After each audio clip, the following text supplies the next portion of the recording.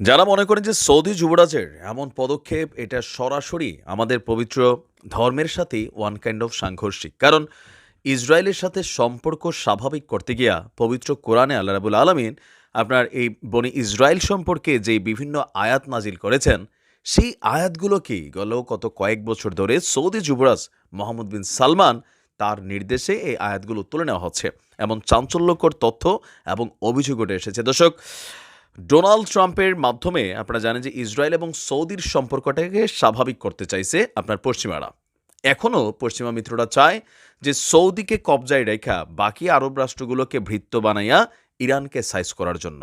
আর সেই কি বলে যে মিশনে সৌদি অলরেডি অনেক দূর এগিয়ে গেছে।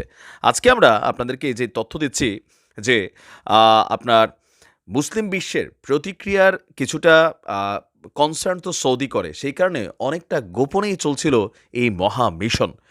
গেল বছর অক্টোবরে বীর এবং ইসরায়েলদের মধ্যে যে যুদ্ধ শুরু হয়েছে, সেই যুদ্ধের মধ্যেও কিন্তু এগুলো থেমে নেই।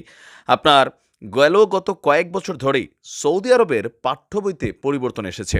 আর দেশটির পাঠ্যপুস্তক থেকে আমাদের পবিত্র কোরআনের বিভিন্ন আয়াত বাদ দেওয়ার অভিযোগ উঠেছে। আর এই আয়াতগুলা কোনগুলা? বনি ইসরায়েল সম্পর্কে যেগুলা আল্লাপাক নির্দেশনা দিয়েছেন। ইয়েমেনের ইরান সমর্থিত আমাদের একজন বীর নেতা আব্দুল মালেক ভাই, তিনি এই অভিযোগ এনেছেন।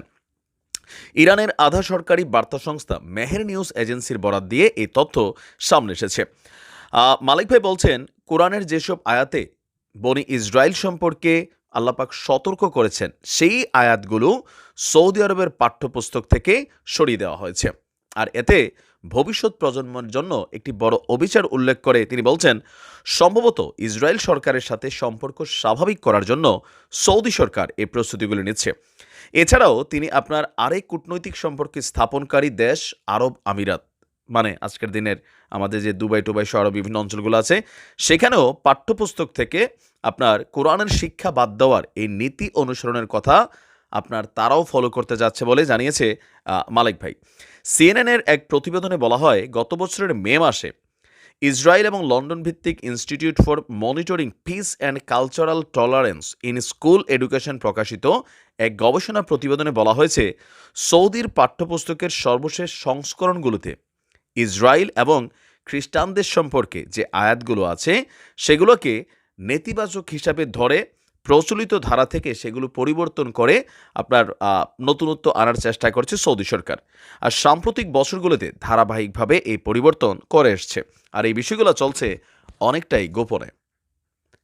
আমি বরাবরই বলি যে এই জাতিরে হেদায়েত করার জন্য আল্লাহ পাক এত পরিমাণ নবী রাসূল পাঠাইছেন, কিন্তু যদি খাত্র আল্লাহর ঘর এবং রাসূলের রওজা মোবারক না থাকতো, এই রাষ্ট্রটাকে আসলে যে কোন ভাষায় যে কথা বলতাম, মানে কি বলবো বলেন? যাই হোক, আপনাদের প্রতিক্রিয়া জানাতে পারেন। ভালো থাকুন। আসসালামু আলাইকুম।